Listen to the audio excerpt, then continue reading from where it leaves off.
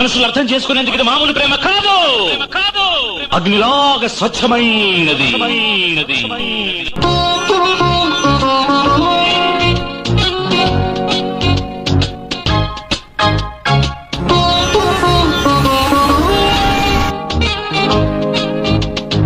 కమ్మని ఈ ప్రేమ లేఖనే రాసింది హృదయమే.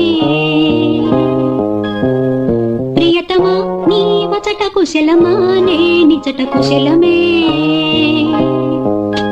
ఊహలన్నీ పాటలే కనుల తోటలో, తొలి కలల కవితలే మాట మాటలో. ఓ